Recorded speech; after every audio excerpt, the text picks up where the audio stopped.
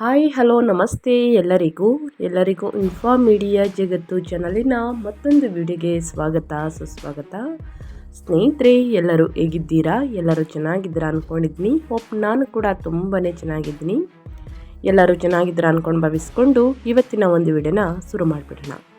ಇವತ್ತಿನ ಒಂದು ವಿಡಿಯೋದಲ್ಲಿ ಸಿಂಹರಾಶಿಯವರಿಗೆ 2026 ಜುಲೈ ತಿಂಗಳಲ್ಲಿ ಏನೆಲ್ಲ ಬದಲಾವಣೆಯನ್ನು ಸಿಂಹರಾಶಿಯವರು ನೋಡಲಿದ್ದೀರಿ, ಯಾವುದರ ಬಗ್ಗೆ ಮುನ್ನೆಚ್ಚರಿಕೆಗಳನ್ನು ತೆಗೆದುಕೊಳ್ಬೇಕು ಅನ್ನೋದನ್ನ ಕಂಪ್ಲೀಟಾಗಿ ಇದೇ ವಿಡಿಯೋದಲ್ಲಿ ತಿಳಿಸ್ಕೊಡ್ತಾ ಹೋಗ್ತೀನಿ.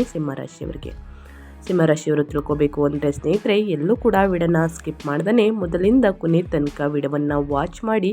ವಿಡಿಯೋದಲ್ಲಿ ಒಳ್ಳೆ ಮಾಹಿತಿ ಸಿಕ್ಕಿದ್ರೆ ದಯವಿಟ್ಟು ವಿಡಿಯೋಗೊಂದು ಲೈಕ್ ಕೊಟ್ಟು, ಇನ್ನೂ ನನ್ನ ಚಾನಲ್ನ ಸಬ್ಸ್ಕ್ರೈಬ್ ಮಾಡ್ಕೊಂಡಿಲ್ಲ ಅಂದರೆ ಸ್ನೇಹಿತರೆ ಮೀಡಿಯಾಗೆ ಸಬ್ಸ್ಕ್ರೈಬ್ ಆಗಿ ನಿಮ್ಮ ಅಭಿಪ್ರಾಯಗಳನ್ನು ಕಮೆಂಟ್ ಬಾಕ್ಸಲ್ಲಿ ತಿಳಿಸಬಹುದು.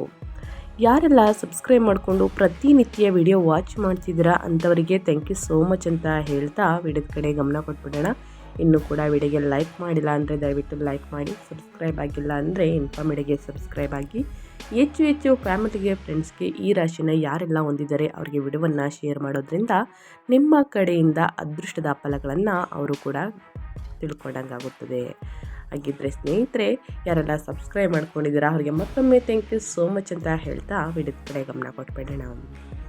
ಸಿಂಹರಾಶಿಯ ಮಾಸಿಕ ಭವಿಷ್ಯ ಜುಲೈ 2026. ಜುಲೈ 2026 ಪ್ರಮುಖ ವಿಷಯಗಳ ಬಗ್ಗೆ ಹೇಳೋದಾದರೆ, ಕಟಕ ರಾಶಿಯಲ್ಲಿ ಗುರುವು 12ನೇ ಮನೆಯನ್ನು ಬೆಂಬಲಿಸುತ್ತಾರೆ. ಕಟಕ ರಾಶಿಯಲ್ಲಿ ಗುರುವು ಖರ್ಚುಗಳು, ವಿದೇಶಿ ಸಂಪರ್ಕಗಳು, ನಿದ್ರೆ, ಪ್ರತ್ಯೇಕತೆ ಮತ್ತು ಆಧ್ಯಾತ್ಮಿಕ ಹಿಂದೆ ತೆಗೆದುಕೊಳ್ಳುವಿಕೆಯನ್ನು ಬಲಪಡಿಸುತ್ತದೆ. ಇದು ಜುಲೈ 2026 ಪ್ರಮುಖ ರಕ್ಷಣಾತ್ಮಕ ಅಂಶವಾಗುತ್ತದೆ ಅಂತಲೇ ಹೇಳಬಹುದು. ಇನ್ನು ಮಂಗಳನು 10ನೇ ಮನೆಯನ್ನು ಸಕ್ರಿಯಗೊಳಿಸುತ್ತಾನೆ. ವೃಷಭ ರಾಶಿಯಲ್ಲಿನ ಮಂಗಳನು ವೃತ್ತಿ, ಅಧಿಕಾರ, ಖ್ಯಾತಿ ಮತ್ತು ಸಾರ್ವಜನಿಕ ಸ್ಥಾನಮಾನಕ್ಕೆ ಶಕ್ತಿಯನ್ನು ತರುತ್ತಾನೆ. ಆದರೆ ಅದಕ್ಕೆ ತಾಳ್ಮೆ ಮತ್ತು ಎಚ್ಚರಿಕೆಯ ಮಾತು ಕೂಡ ಬೇಕಾಗುತ್ತದೆ. ಶನಿಯು 8ನೇ ಮನೆಯನ್ನು ಪರೀಕ್ಷಿಸುತ್ತಾನೆ. ಸ್ನೇಹಿತರೆ, ಮೀನರಾಶಿಯಲ್ಲಿ ಶನಿಯು ಹಠಾತ್ ಬದಲಾವಣೆಗಳು, ಸಂಶೋಧನೆ, ವಿಮೆ ಮತ್ತು ಗುಪ್ತ ವಿಷಯಗಳಿಗೆ ಸಂಬಂಧಿಸಿದ ವಿಷಯಗಳಲ್ಲಿ ಶಿಸ್ತನ್ನು ಕೇಳುತ್ತಾನೆ. ಸ್ಥಿರ ಪ್ರಯತ್ನದ ಮೂಲಕ ನಿಧಾನ ಪ್ರಗತಿ ಇನ್ನೂ ಸಾಧ್ಯ ಅಂತಲೇ ಹೇಳಬಹುದು. ಇನ್ನು ಕೇತು ಮೊದಲ ಮನೆಯ ಮೇಲೆ ಪ್ರಭಾವವನ್ನು ಬೀರುತ್ತದೆ. ಸಿಂಹರಾಶಿಯವರು ಕೇತು ಗುರುತು, ಆತ್ಮವಿಶ್ವಾಸ ಮತ್ತು ಆರೋಗ್ಯದಲ್ಲಿ ನಿರ್ಪತ್ತೆ ಅಥವಾ ಅನಿಶ್ಚಿತತೆಯನ್ನು ಉಂಟು ಮಾಡಬಹುದು. ಆಧ್ಯಾತ್ಮಿಕ ಅಭ್ಯಾಸ ಮತ್ತು ಶಾಂತ ನಿರ್ಧಾರಗಳು ಸಹಾಯವನ್ನು ಮಾಡಲಿವೆ ಅಂತಲೇ ಹೇಳ್ಬೋದು ಸಿಂಹರಾಶಿಯ ವ್ಯಕ್ತಿಗಳಿಗೆ. ಇನ್ನು ಸಿಂಹರಾಶಿಯವರಿಗೆ ಜುಲೈ 2026 ಒಟ್ಟಾರೆಯಾಗಿ ಹೇಳಬೇಕು ಅಂದರೆ ನಿಮ್ಮ ಭವಿಷ್ಯದಲ್ಲಿ ಏನೆಲ್ಲ ಬದಲಾವಣೆಗಳು ಕಂಡುಬರಲಿದೆ, ಯಾವುದರ ಬಗ್ಗೆ ಮುನ್ನೆಚ್ಚರಿಕೆಗಳನ್ನು ತೆಗೆದುಕೊಳ್ಬೇಕು ಸಿಂಹರಾಶಿಯವರು ಅಂತ ನೋಡೋದಾದರೆ, ಜುಲೈ 2026 ಸಿಂಹರಾಶಿಯವರಿಗೆ ಪ್ರಾಯೋಗಿಕ ಮತ್ತು ಪರಿವರ್ತನಾಶೀಲ ತಿಂಗಳು. 12ನೇ ಮನೆಯಲ್ಲಿ ಗುರುವಿನ ಬಲವಾದ ಬೆಂಬಲ ಸಿಗುತ್ತದೆ. ಇದು ವೆಚ್ಚಗಳು, ವಿದೇಶಿ ಸಂಪರ್ಕಗಳು, ನಿದ್ರೆ, ಪ್ರತ್ಯೇಕತೆ ಮತ್ತು ಆಧ್ಯಾತ್ಮಿಕ ಹಿಂತೆಗೆದುಕೊಳ್ಳುವಿಕೆಗೆ ಸಂಬಂಧಿಸಿದ ವಿಷಯಗಳನ್ನು ಸುಧಾರಿಸುತ್ತದೆ. ಅದೇ ಸಮಯದಲ್ಲಿ 10ನೇ ಮನೆಯಲ್ಲಿ ಮಂಗಳವು ನಿಮ್ಮನ್ನು ಸಕ್ರಿಯ, ನೇರ ಮತ್ತು ಕೆಲವೊಮ್ಮೆ ತಾಳ್ಮೆ ಇಲ್ಲದವರನ್ನಾಗಿ ಮಾಡುತ್ತದೆ. 8ನೇ ಮನೆಯಲ್ಲಿ ಶನಿಯು ಆತುರದ ನಿರ್ಧಾರಗಳಿಗಿಂತ ನಿಧಾನ ಮತ್ತು ಸ್ಥಿರವಾದ ಕೆಲಸ ಉತ್ತಮ ಎಂದು ನಿಮಗೆ ನೆನಪಿಸುತ್ತದೆ ಅಂತಲೇ ಹೇಳ್ಬೋದು ಸಿಂಹರಾಶಿಯವರಿಗೆ. ಒಟ್ಟಾರೆಯಾಗಿ ಹೇಳಬೇಕು ಅಂದರೆ ಈ ತಿಂಗಳು ಪ್ರಗತಿಯನ್ನು ನೀಡಬಹುದು, ಆದರೆ ನೀವು ಧೈರ್ಯ ಮತ್ತು ತಾಳ್ಮೆಯನ್ನು ಸಂಯೋಜಿಸಿದಾಗ ಮಾತ್ರ ಫಲಿತಾಂಶಗಳು ಸ್ಥಿರವಾಗಿರುತ್ತವೆ. ಒಟ್ಟಾರೆಯಾಗಿ ಸಿಂಹರಾಶಿಯವರಿಗೆ ಹೇಳೋದಾದರೆ ಸಾಕಷ್ಟು ಬದಲಾವಣೆಯನ್ನು ಈ ತಿಂಗಳಲ್ಲಿ ನೋಡಲಿದ್ದೀರಿ ಸ್ನೇಹಿತರೆ. ಅದು ಯಾವುದರಲ್ಲಿ ಅಂದರೆ ನಿಮ್ಮ ವ್ಯಾಪಾರ ವ್ಯವಹಾರದಲ್ಲಿ, ಹಣಕಾಸಿನಲ್ಲಿ, ವೃತ್ತಿ ಜೀವನದಲ್ಲಿ, ನಿಮ್ಮ ಹೆಲ್ತಲ್ಲಿ ಸಾಕಷ್ಟು ಬದಲಾವಣೆಗಳು ಕಂಡು ಬರಬಹುದು. ಯಾವುದರ ಬಗ್ಗೆ ಮುನ್ನೆಚ್ಚರಿಕೆಗಳನ್ನು ತೆಗೆದುಕೊಳ್ಬೇಕು ಅನ್ನೋದು ಕೂಡ ತಿಳಿಸ್ಕೊಡ್ತಾ ಹೋಗ್ತೀನಿ. ಜುಲೈ 2026 ಸಿಂಹರಾಶಿಯವರಿಗೆ ಪ್ರಮುಖ ಗ್ರಹಗಳ ಸಂಚಾರದಿಂದ ಸಾಕಷ್ಟು ಸಮಸ್ಯೆಗಳು ಕೂಡ ಎದುರಾಗಲಿದೆ. ಇದೇ ರೀತಿ ಸಾಕಷ್ಟು ಅದೃಷ್ಟವನ್ನು ನೋಡಲಿದ್ದೀರಿ. ಗುರು 12ನೇ ಮನೆಯಲ್ಲಿ ಸಂಚಾರವನ್ನು ಮಾಡುತ್ತಾ ಕರ್ಕಟಕ ರಾಶಿಯಲ್ಲಿ ತಿಂಗಳು ಪೂರ್ತಿ ಉತ್ತುಂಗದಲ್ಲಿರುತ್ತಾನೆ. ಖರ್ಚುಗಳು, ವಿದೇಶಿ ಸಂಪರ್ಕಗಳು, ನಿದ್ರೆ, ಪ್ರತ್ಯೇಕತೆ ಮತ್ತು ಆಧ್ಯಾತ್ಮಿಕ ಹಿಂತೆಗೆದುಕೊಳ್ಳುವಿಕೆಯನ್ನು ಬೆಂಬಲಿಸುತ್ತದೆ. ಇನ್ನು ಶುಕ್ರ 12ನೇ ಮನೆಯಲ್ಲಿ ಸಂಚಾರವನ್ನು ಮಾಡುತ್ತಾ ಕರ್ಕಟಕ ರಾಶಿಯಲ್ಲಿ ಜುಲೈ 4ರವರೆಗೆ ಮತ್ತು ನಂತರ ಸಿಂಹ ರಾಶಿಯಲ್ಲಿ ಮೊದಲು ಖರ್ಚುಗಳು, ವಿದೇಶಿ ಸಂಪರ್ಕಗಳು, ನಿದ್ರೆ, ಪ್ರತ್ಯೇಕತೆ ಮತ್ತು ಆಧ್ಯಾತ್ಮಿಕ ಹಿಂತೆಗೆದುಕೊಳ್ಳುವಿಕೆಯ ಮೂಲಕ, ನಂತರ ಗುರುತು, ಆತ್ಮವಿಶ್ವಾಸ ಮತ್ತು ಆರೋಗ್ಯದ ಮೂಲಕ ಸಾಂತ್ವನವನ್ನು ತರುತ್ತದೆ ಅಂತಲೇ ಹೇಳಬಹುದು.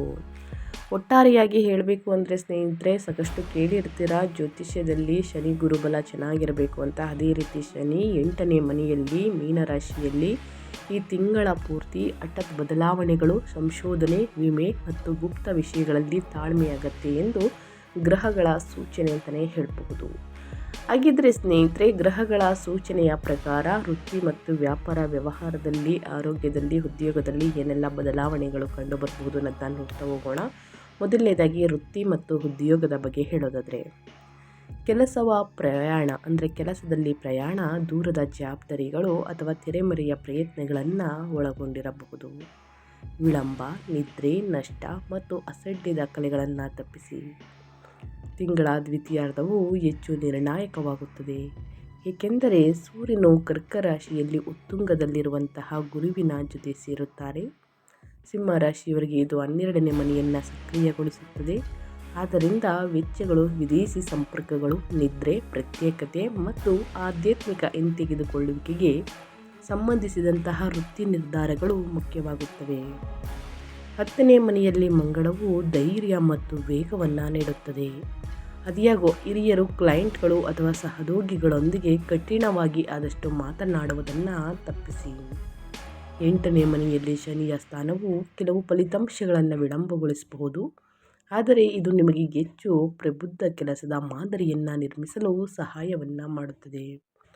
ದುಡುಕಿನ ನಿರ್ಧಾರಗಳು ಒಳಿತಲ್ಲ ಸ್ನೇಹಿತರೆ. ದುಡುಕಿ ಯಾರೊಂದಿಗೂ ಕೂಡ, ನಿಮ್ಮ ಸಹೋದ್ಯೋಗಿಗಳೊಂದಿಗಾಗಲಿ, ಮೇಲಧಿಕಾರಿಗಳೊಂದಿಗಾಗಲಿ ಮಾತನಾಡೋದನ್ನು ಆದಷ್ಟು ತಪ್ಪಿಸಿ.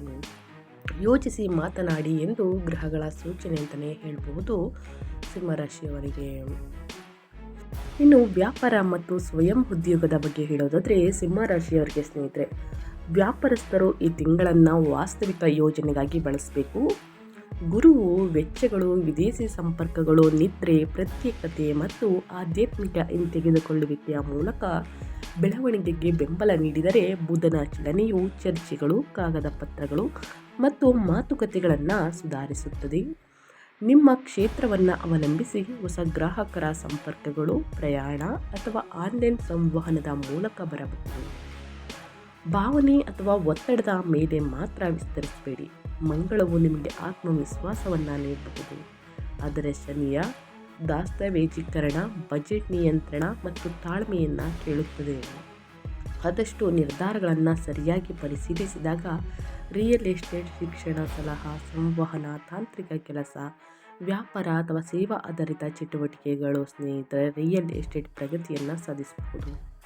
ಒಟ್ಟಾರೆಯಾಗಿ ಹೇಳಬೇಕು ಅಂದರೆ, ಏನೆಲ್ಲ ಬದಲಾವಣೆಯನ್ನು ನೋಡಲಿದ್ದೀರಿ, ಯಾವುದರ ಬಗ್ಗೆ ಮುನ್ನೆಚ್ಚರಿಕೆಗಳನ್ನು ತೆಗೆದುಕೊಳ್ಬೇಕು ವ್ಯಾಪಾರ ವ್ಯವಹಾರದಲ್ಲಿ ಅನ್ನೋದನ್ನ ಕಂಪ್ಲೀಟಾಗಿ ಸಿಂಹರಾಶಿಯವರಿಗೆ ತಿಳಿಸ್ಕೊಟ್ಟಿದ್ದೀನಿ. ಇನ್ನು ಹಣಕಾಸಿನ ಬಗ್ಗೆ ಹೇಳೋದಾದರೆ, ನಿಮ್ಮ ಹಣಕಾಸಿನಲ್ಲಿ ಏನೆಲ್ಲ ಬದಲಾವಣೆಗಳು ಕಂಡು ಬರಬಹುದು ಅನ್ನೋದನ್ನ ನೋಡೋದಾದರೆ, ವೃತ್ತಿ ಜೀವನದ ಬೆಳವಣಿಗೆಯಿಂದ ಗಳಿಕೆಯಲ್ಲಿ ಸುಧಾರಣೆ ಕಂಡು ಬರಬಹುದು, ಆದರೆ ಅಧಿಕೃತ ವೆಚ್ಚಗಳು ಹೆಚ್ಚಾಗಬಹುದು.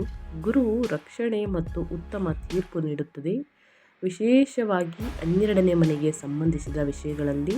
ಸ್ಥಿರವಾದ ಕೆಲಸದ ಮೂಲಕ ಆದಾಯವು ಸುಧಾರಿಸಬಹುದು, ಆದರೆ ಖರ್ಚುಗಳನ್ನು ಬರೆದಿಟ್ಟುಕೊಳ್ಬೇಕು ಮತ್ತು ನಿಯಂತ್ರಿಸಬೇಕು. ಪುರಾವೆಗಳಿಲ್ಲದೆ, ಊಹಾತ್ಮಕ ನಿರ್ಧಾರಗಳಿಲ್ಲದೆ ಮತ್ತು ಭಾವನಾತ್ಮಕ ಖರೀದಿಗಳಿಲ್ಲದೆ ಸಾಲ ನೀಡುವುದನ್ನು ಆದಷ್ಟು ತಪ್ಪಿಸಬೇಕಾಗುತ್ತದೆ ಸ್ನೇಹಿತರೆ. ಕೊಟ್ಟಿರುವ ಸಾಲ ಹಿಂತಿರುಗಿ ಬರುವುದಿಲ್ಲ ಅಂತಲೇ ಹೇಳ್ಬೋದು. ಸೊ ಆ ಕಾರಣದಿಂದ ಸ್ನೇಹಿತರೆ, ಎಲ್ಲ ದಾಖಲೆಗಳನ್ನು 1 ಅಥವಾ 2-3 ಬಾರಿ ಪರಿಶೀಲಿಸಿದ ನಂತರವೇ ನೀವು ಸಾಲವಾಗಿ ನೀಡುವುದು ಬಹಳ ಮುಖ್ಯ. ನೀವು ಆಸ್ತಿ, ವಾಹನ, ಶಿಕ್ಷಣ, ಪ್ರಯಾಣ ಮತ್ತು ವ್ಯಾಪಾರ ಹೂಡಿಕೆಯನ್ನು ಯೋಚಿಸುತ್ತಿದ್ದರೆ, ಅಂತಿಮಗೊಳಿಸುವ ಮೊದಲು ಆಯ್ಕೆಗಳನ್ನು ಎಚ್ಚರಿಕೆಯಿಂದ ಹೋಲಿಕೆ ಮಾಡಿ. ಖಂಡಿತವಾಗಿಯೂ ಇದರಿಂದ ಲಾಭವನ್ನು ನೋಡಲಿದ್ದೀರಿ.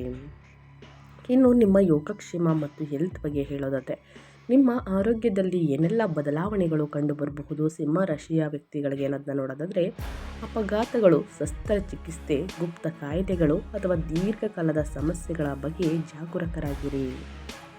ಮಂಗಳವು ಶಾಖ, ಕಿರಿಕಿರಿ ಮತ್ತು ಚಟಪಟಿಕೆಯನ್ನು ಹೆಚ್ಚಿಸಬಹುದು. ಆದ್ದರಿಂದ ಅನಿಯಮಿತ ಆಹಾರ, ಕೋಪ ಮತ್ತು ಅತಿಯಾದ ಕೆಲಸವನ್ನು ತಪ್ಪಿಸಿ ನಿರ್ಲಕ್ಷ್ಯಪಟ್ಟಂತಹ ಸಮಸ್ಯೆಯನ್ನು ಮುಂದೂಡಬಾರ್ದು. ಶನಿ ಎಂದು ಸೂಚಿಸುತ್ತಿದೆ ಅಂತಲೇ ಹೇಳಬಹುದು. ನಿಯಮಿತ ನಿದ್ರೆಯನ್ನು ಮಾಡಿ. ನಡಿಗೆ, ಪ್ರಯಾಣ ಅಂದರೆ ಸ್ನೇಹಿತರ ಪ್ರಯಾಣವನ್ನು ಮಾಡಬೇಕಾದ್ರೆ ಬಹಳಷ್ಟು ಎಚ್ಚರಿಕೆ ವಹಿಸಿ. ಇನ್ನು ಪ್ರಾಣಾಯಾಮವನ್ನು ಪ್ರತಿನಿತ್ಯ ಮಾಡಬೇಕಾಗುತ್ತದೆ. ಇದು ಮಾನಸಿಕ ಶಾಂತಿ, ನೆಮ್ಮದಿಗೋಸ್ಕರ ಪ್ರಾಣಾಯಾಮವನ್ನು ಮಾಡಿ ಮತ್ತು ಸರಳ ಆಹಾರವು ಸಹಾಯವನ್ನು ಮಾಡುತ್ತದೆ. ನಿಮಗೆ ಈಗಾಗಲೇ ದೀರ್ಘಕಾಲದ ಆರೋಗ್ಯ ಸಮಸ್ಯೆ ಇದ್ದರೆ ತಡ ಮಾಡದೆ ವೈದ್ಯಕೀಯ ಸಲಹೆಯನ್ನು ಅನುಸರಿಸಿ. ಸಣ್ಣ ಪುಟ್ಟ ಸಮಸ್ಯೆಗಳಿದ್ದರೆ ಸ್ನೇಹಿತರೆ ಮನೆಯಲ್ಲೇ ಬಗೆಹರಿಸ್ಕೊಳ್ಳಿ. ಅದರ ದೀರ್ಘಕಾಲದ ಸಮಸ್ಯೆಗಳು ನಿಮ್ಮನ್ನು ಕಾಡ್ತಿದ್ರೆ ಸ್ನೇಹಿತರೆ ವೈದ್ಯಕೀಯ ಸಲಹೆಯನ್ನು ಅನುಸರಿಸಬೇಕಾಗುತ್ತದೆ. ವೈದ್ಯರನ್ನು ಭೇಟಿ ಮಾಡಿ ಕೊಡುವಂತಹ ಸಲಹೆಯನ್ನು ಅಚ್ಚುಕಟ್ಟಾಗಿ ಫಾಲೋ ಮಾಡಬೇಕಾಗುತ್ತದೆ ಸಿಂಹರಾಶಿಯ ವ್ಯಕ್ತಿಗಳು. ಇನ್ನು ಅದೇ ರೀತಿ ಕುಟುಂಬ ವೈಯಕ್ತಿಕ ಸಂಬಂಧಗಳ ಬಗ್ಗೆ ಹೇಳೋದಾದರೆ ಏನೆಲ್ಲ ಬದಲಾವಣೆಯನ್ನು ನೋಡಲಿದ್ದೀರಿ ನಿಮ್ಮ ಕುಟುಂಬದಲ್ಲಿ ಅಂತ ನೋಡೋದಾದರೆ, ಖಾಸಗಿ ಚಿಂತೆಗಳು, ಪ್ರಯಾಣ ಅಥವಾ ದೂರದ ಕುಟುಂಬದ ಸಮಯವನ್ನು ಕಡಿಮೆ ಮಾಡಬಹುದು. ಉದ್ದೇಶಪೂರ್ವಕವಾಗಿ ಸಂಪರ್ಕದಲ್ಲಿರಿ. ತಿಂಗಳ ಆರಂಭದಲ್ಲಿ ಶುಕ್ರನು ರಾಶಿಯನ್ನು ಬದಲಾಯಿಸುತ್ತಾನೆ ಮತ್ತು ಭಾವನಾತ್ಮಕ ಉಷ್ಣತೆಯನ್ನು ಸುಧಾರಿಸುತ್ತಾನೆ. ಆದರೆ 1ನೇ ಮನೆಯಲ್ಲಿ ಕೇತು ಗುರುತು, ಆತ್ಮವಿಶ್ವಾಸ ಮತ್ತು ಆರೋಗ್ಯಕ್ಕೆ ಸಂಬಂಧಿಸಿದ ವಿಷಯಗಳಲ್ಲಿ ದೂರ ಅಥವಾ ಗೊಂದಲವನ್ನು ಉಂಟು ಮಾಡಬಹುದು. ಮೃದುವಾಗಿ ಮಾತನಾಡಿ ಮತ್ತು ಪ್ರತಿಯೊಂದು ಸಣ್ಣ ವಿಷಯವನ್ನು ಚರ್ಚೆಯಾಗಿ ಪರಿವರ್ತಿಸಬೇಡಿ. ನೀವು ಮೊದಲು ಆಲಿಸಿ ನಂತರ ಪ್ರತಿಕ್ರಿಯಿಸಿದಾಗ ವೈವಾಹಿಕ ಮತ್ತು ಕುಟುಂಬ ಸಾಮರಸ್ಯ ಸುಧಾರಿಸುತ್ತದೆ. ಕುಟುಂಬದಲ್ಲಿ ಅಡಚಣೆಯಿಂದ ನಿಂತು ಹೋಗಿದ್ದಂತಹ ಶುಭ ಕಾರ್ಯಗಳು ಮತ್ತೆ ಪ್ರಾರಂಭಗೊಳ್ಳಲಿದೆ ಸ್ನೇಹಿತರೆ. ಹೊಂದಾಣಿಕೆ ಅನ್ನೋದು ಬಹಳ ಮುಖ್ಯ. ಕುಟುಂಬದಲ್ಲಾಗಲಿ ನಿಮ್ಮ ವೃತ್ತಿಯ ಸ್ಥಳದಲ್ಲಾಗಲಿ ಸ್ನೇಹಿತರೆ, ದುಡುಕಿನ ಮಾತುಗಳು ಒಳಿತಲ್ಲ ಸಿಂಹರಾಶಿಯವರಿಗೆ ಅನ್ನೋದನ್ನ ನೆನಪಿನಲ್ಲಿ ಇಟ್ಕೊಳ್ಳಿ. ಯಾಕಂದರೆ ನಿಮ್ಮ ಕಟುವಾದ ಮಾತಿನಿಂದ ಸಂಬಂಧಗಳಲ್ಲಿ ಬಿರುಕು ಮೂಡುವಂತಹ ಸಾಧ್ಯತೆ ಕಾಣಿಸಬಹುದು. ಸೊ ಹಾಗಾಗಿ ನಿಮ್ಮ ಮಾತಿನ ಬಗ್ಗೆ ಸ್ವಲ್ಪ ಎಚ್ಚರಿಕೆ ವಹಿಸಿ. ಇನ್ನು ಅದೇ ರೀತಿ ಶಿಕ್ಷಣ ಮತ್ತು ವಿದ್ಯಾರ್ಥಿಗಳ ಬಗ್ಗೆ ಹೇಳೋದಾದರೆ, ವಿದ್ಯಾಭ್ಯಾಸದಲ್ಲಿ ಏನೆಲ್ಲ ಬದಲಾವಣೆಗಳನ್ನು ಸಿಂಹರಾಶಿಯ ವಿದ್ಯಾರ್ಥಿಗಳು ನೋಡಲಿದ್ದೀರಿ, ಯಾವುದರ ಬಗ್ಗೆ ಎಚ್ಚರಿಕೆ ವಹಿಸಬೇಕು ಅಂದರೆ, ವಿದ್ಯಾರ್ಥಿಗಳಿಗೆ ಶಿಸ್ತು ಮತ್ತು ತಾಳ್ಮೆ ಅಗತ್ಯ. ಆತ್ಮವಿಶ್ವಾಸ ಹೆಚ್ಚು, ಆದರೆ ಆತುರದ ಉತ್ತರಗಳು ಅಂಕಗಳನ್ನು ಕಡಿಮೆ ಮಾಡಬಹುದು. ಬುಧನ ಚಲನೆಯು ಪರಿಷ್ಕರಣೆ, ಚರ್ಚೆ ಮತ್ತು ಲಿಖಿತ ಅಭ್ಯಾಸದ ಮೂಲಕ ಕಲಿಕೆಗೆ ಸಹಾಯವನ್ನು ಮಾಡುತ್ತದೆ. ಸ್ಪರ್ಧಾತ್ಮಕ ಪರೀಕ್ಷೆಗಳಿಗೆ ತಯಾರಿಯನ್ನು ನಡೆಸುತ್ತಿರುವಂತಹ ವಿದ್ಯಾರ್ಥಿಗಳು ನಿಗದಿತ ವೇಳಾಪಟ್ಟಿಯನ್ನು ಕಾಯ್ದುಕೊಳ್ಳಬೇಕು. ಇತರರೊಂದಿಗೆ ಹೋಲಿಕೆ ಮಾಡುವುದನ್ನು ಆದಷ್ಟು ತಪ್ಪಿಸಿ. ಒಂದೊಂದೇ ವಿಷಯವನ್ನು ಪೂರ್ಣಗೊಳಿಸುವತ್ತ ಗಮನ ಹರಿಸಿ. ಶಿಕ್ಷಕರು, ಹಿರಿಯರು ಮತ್ತು ಸ್ನೇಹಿತರೆ ಮಾರ್ಗದರ್ಶಕರ ಮಾರ್ಗದರ್ಶನವನ್ನು ಈ ತಿಂಗಳು ತುಂಬ ಉಪಯುಕ್ತವಾಗಿರುತ್ತದೆ. ಸೊ ಹಾಗಾಗಿ ಗುರು ಹಿರಿಯರನ್ನು ಗೌರವಿಸುವುದು, ಶಿಕ್ಷಕರ ಮಾತನ್ನು ಕೇಳುವುದು, ತಂದೆ ತಾಯಿಯ ಮಾತನ್ನು ಪಾಲಿಸುವುದು, ಗೌರವಿಸುವುದು, ಹಿರಿಯರ ಮಾರ್ಗದರ್ಶನದಿಂದ ಯಾವ ರೀತಿ ನಾವು ಓದಬೇಕು, ಯಾವ ರೀತಿ ನಾವು ಪಾಲಿಸಬೇಕು ಅನ್ನೋದೆಲ್ಲ ಅಚ್ಚುಕಟ್ಟಾಗಿ ತಿಳ್ಕೊಳ್ಳಿ ಸ್ನೇಹಿತರೆ. ಇದು ನಿಮಗೆ ತುಂಬ ಉಪಯುಕ್ತವಾಗಿದೆ ಅಂತಲೇ ಹೇಳ್ಬೋದು. ಒಟ್ಟಾರೆಯಾಗಿ ಸಿಂಹರಾಶಿಯ ವಿದ್ಯಾರ್ಥಿಗಳು ಏನೆಲ್ಲ ಫಲಿತಾಂಶವನ್ನು ನೋಡಲಿದ್ದೀರಿ, ಯಾವುದರ ಬಗ್ಗೆ ಎಚ್ಚರಿಕೆ ವಹಿಸಬೇಕು ಅನ್ನೋದನ್ನ ಕಂಪ್ಲೀಟಾಗಿ ತಿಳಿಸ್ಕೊಟ್ಟಿದ್ದೀನಿ. ಇನ್ನು ಸಿಂಹರಾಶಿಯವರಿಗೆ ಜುಲೈ 2026 ವೈದಿಕ ಪರಿಹಾರಗಳನ್ನು ತಿಳಿಸ್ಕೊಡ್ತೀನಿ. ಈ ಪರಿಹಾರವನ್ನು ನೀವು ಅನುಸರಿಸುವುದರಿಂದ ಕಷ್ಟಗಳು, ಸಮಸ್ಯೆಗಳು, ಅಡಚಣೆಗಳು ಏನೇ ಇದ್ದರೂ ಕೂಡ ಸಂಪೂರ್ಣವಾಗಿ ನಿವಾರಣೆಯಾಗಲಿದೆ. ಈ ತಿಂಗಳು ಒತ್ತಡವನ್ನು ಕಡಿಮೆ ಮಾಡಲು ಮತ್ತು ಗುರು, ಶನಿ ಮತ್ತು ಇತರ ಗ್ರಹಗಳ ಅನುಕೂಲಕರ ಫಲಿತಾಂಶಗಳನ್ನು ಬಲಪಡಿಸಲು ಈ ಸರಳ ಪರಿಹಾರಗಳನ್ನು ಅನುಸರಿಸಿ. ಆದಷ್ಟು ನಿಮ್ಮ ಜೀವನದಲ್ಲಿರುವಂತಹ ಸಮಸ್ಯೆಗಳು ಕ್ರಮೇಣವಾಗಿ ಕಡಿಮೆಯಾಗಲಿದೆ. ಕೇತು ಸಂಬಂಧಿತ ಮನಸ್ಸಿನಲ್ಲಿ ಗೊಂದಲವನ್ನು ಕಡಿಮೆ ಮಾಡಲು ಗಣೇಶನಿಗೆ ಪ್ರಾರ್ಥನೆಯನ್ನು ಸಲ್ಲಿಸಿ ಗಣೇಶ ಮಂತ್ರವನ್ನು ಹೇಳುವುದು ಉತ್ತಮ. ಇನ್ನು ಬುಧವಾರದ ದಿನ ಗರಿಕೆಯನ್ನು ಇಟ್ಟು ಪೂಜಿಸಿ ಸ್ನೇಹಿತರೆ. ಜೊತೆಗೆ ಬುಧವಾರದ ದಿನ ಸ್ನೇಹಿತರೆ ಲಡ್ಡನ್ನು, ಮೋದಕವನ್ನು ಇಟ್ಟು ಪೂಜೆಯನ್ನು ಸಲ್ಲಿಸಿದ ನಂತರ ಅದನ್ನು ಪ್ರಸಾದವಾಗಿ ಹಂಚಿ ಸ್ನೇಹಿತರೆ. ಈ ರೀತಿ ಮಾಡುವುದರಿಂದ ನಿಮ್ಮ ಜೀವನದಲ್ಲಿ ಏನೇ ಕಷ್ಟಗಳು, ಸಮಸ್ಯೆಗಳು ಇದ್ದರೂ ಕೂಡ ನಿವಾರಣೆಯಾಗಲಿದೆ. ಇನ್ನು ಶಕ್ತಿ ಮತ್ತು ಸ್ಪಷ್ಟತೆಗಾಗಿ ವಿಶೇಷವಾಗಿ ಸೂರ್ಯೋದಯದ ನಂತರ ಸ್ನೇಹಿತರೆ ಸೂರ್ಯ ನಮಸ್ಕಾರವನ್ನು ಮಾಡಿ ಸೂರ್ಯ ದೇವರಿಗೆ ಅಗ್ರವನ್ನು ನೀಡಬೇಕಾದ್ರೆ ಅಂದರೆ ನೀರನ್ನು ಅರ್ಪಿಸಬೇಕಾದ್ರೆ ಬೆಲ್ಲ ಅಥವಾ ಕುಂಕುಮವನ್ನು ನೀರಿನಲ್ಲಿ ಬೆರೆಸಿ ಅಗ್ರವನ್ನು ನೀಡಿ ಆದಿತ್ಯ ಹೃದಯ ಸ್ತೋತ್ರವನ್ನು ಪಠಿಸಿ. ಈ ರೀತಿ ಮಾಡುವುದರಿಂದಲೂ ಕೂಡ ಸಮಸ್ಯೆಗಳು ನಿವಾರಣೆಯಾಗಲಿದೆ. ಇನ್ನು ಶನಿ ಸಂಬಂಧಿತ ಭಾವನಾತ್ಮಕ ಒತ್ತಡವನ್ನು ಕಡಿಮೆ ಮಾಡಲು ಶನಿವಾರದಂದು ಕಪ್ಪು ಎಳ್ಳು ಅಥವಾ ಆಹಾರವನ್ನು ದಾನ ಮಾಡಿ. ಶನಿ ದೇವರಿಗೆ ಎಳ್ಳೆಣ್ಣೆಯಿಂದ ತೈಲಾಭಿಷೇಕವನ್ನು ಮಾಡಿಸಿ ಸ್ನೇಹಿತರೆ. ಆದಷ್ಟು ಬಡವರಿಗೆ, ನಿರ್ಗತಿಕರಿಗೆ ನಿಮ್ಮ ಕೈಯಲ್ಲಾದಷ್ಟು ಕಪ್ಪು ವಸ್ತುಗಳನ್ನು ದಾನ ಮಾಡಿ. ಉದ್ದಿನ ಬೇಳೆಯನ್ನು ದಾನ ಮಾಡುವುದು, ಕಪ್ಪು ಎಳ್ಳನ್ನು ದಾನ ಮಾಡುವುದು, ಆಹಾರವನ್ನು, ವಸ್ತ್ರವನ್ನು ದಾನ ಮಾಡುವುದರಿಂದ ನಿಮ್ಮ ಜೀವನದಲ್ಲಿರುವಂತಹ ಸಮಸ್ಯೆಗಳು ಕ್ರಮೇಣವಾಗಿ ಕಡಿಮೆಯಾಗಲಿದೆ. ಸೊ ಸಿಂಹ ರಾಶಿಯವರಿಗೆ ಸ್ನೇಹಿತರೆ ಕಂಪ್ಲೀಟಾಗಿ ಏನೆಲ್ಲ ಬದಲಾವಣೆಯನ್ನು ಈ ತಿಂಗಳಲ್ಲಿ ನೋಡಲಿದ್ದೀರಿ, ಯಾವುದರ ಬಗ್ಗೆ ಎಚ್ಚರಿಕೆ ವಹಿಸಬೇಕು ಅನ್ನೋದನ್ನ ಕಂಪ್ಲೀಟಾಗಿ ತಿಳಿಸ್ಕೊಟ್ಟಿದ್ದೀನಿ. ಏನೇ ಡೌಟ್ಸ್ ಇದ್ದರೂ ಕೂಡ ಕಮೆಂಟ್ ಮಾಡಿ ಅಂತ ಹೇಳ್ತಾ ವಿಡಿಯೋವನ್ನು ಎಂಡ್ ಮಾಡ್ತಾ ಇದ್ದೀನಿ. ಇವತ್ತಿನ ಒಂದು ವಿಡಿಯೋದಲ್ಲಿ ಸಂಪೂರ್ಣ ಮಾಹಿತಿ ಸಿಕ್ಕಿದ್ದಲ್ಲಿ ದಯವಿಟ್ಟು ವಿಡಿಯೋಗೆ ಲೈಕ್ ಮಾಡೋದನ್ನ ಮರ್ತಿದ್ದೀರಾ, ಲೈಕ್ ಮಾಡಿ. ಇನ್ನೂ ನನ್ನ ಚಾನಲ್ನ ಸಬ್ಸ್ಕ್ರೈಬ್ ಮಾಡ್ಕೊಂಡಿಲ್ಲ ಅಂದರೆ ಇನ್ಫಾರ್ಮ್ ಮೀಡಿಯಾಗೆ ಸಬ್ಸ್ಕ್ರೈಬ್ ಆಗಿ ನಿಮ್ಮ ಅಭಿಪ್ರಾಯಗಳನ್ನು ಕಮೆಂಟ್ ಬಾಕ್ಸಲ್ಲಿ ತಿಳಿಸಬಹುದು. ಯಾರೆಲ್ಲ ಸಬ್ಸ್ಕ್ರೈಬ್ ಮಾಡಿಕೊಂಡು ಪ್ರತಿನಿತ್ಯ ವಿಡಿಯೋ ವಾಚ್ ಮಾಡ್ತಿದ್ದೀರಾ ಅಂಥವರಿಗೆ ಥ್ಯಾಂಕ್ ಯು ಸೋ ಮಚ್ ಅಂತ ಹೇಳ್ತಾ ಕಮೆಂಟ್ ಬಾಕ್ಸಲ್ಲಿ ಓಂ ನಮಃ ಶಿವಾಯ ಅಂತ ಕಮೆಂಟ್ ಮಾಡಿ. ಶಿವನ ಅನುಗ್ರಹದಿಂದ ಕಷ್ಟಗಳು, ಸಮಸ್ಯೆಗಳು ಎಲ್ಲವೂ ಕೂಡ ನಿವಾರಣೆಯಾಗಲಿ ಅಂತ ಕೇಳ್ಕೊತಾ ಮತ್ತೊಂದು ವಿಡಿಯೋ ಜೊತೆ ಮತ್ತೊಂದು ಹೊಸ ಭವಿಷ್ಯದಲ್ಲಿ ಸಿಗ್ತೀನಿ. Thank you for watching.